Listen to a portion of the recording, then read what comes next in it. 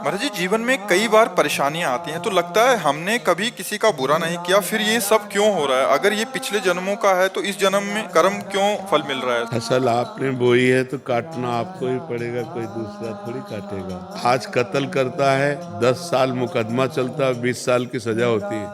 कानून व्यवस्था है, ऐसे ही हमारी भागवतिक कानून व्यवस्था है। भीष्म जी सरसैया पे पड़े हुए हैं और भगवान से कहते हैं कि मैं 70 जन्म तक देख रहा हूँ अपनी दिव्य दृष्टि से, मैंने ऐसा कोई पाप नहीं किया जो मुझे दंड मिले कि 6 महीना बाणों की सैया पर। तो भगवान ने कहा 100 के ऊपर चलो।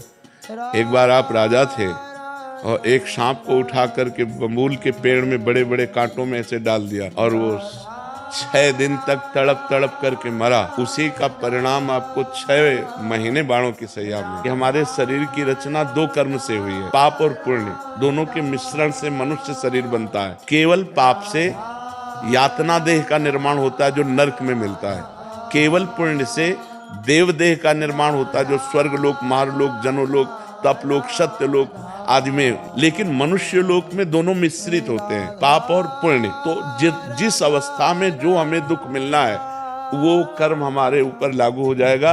अगर पुण्य कर्म लागू है तो हमें सुखद अनुकूलता प्रशंसा मिलेगी, अगर पाप कर्म लागू है तो दुख प्रतिकूलता निंदा मिलेगी।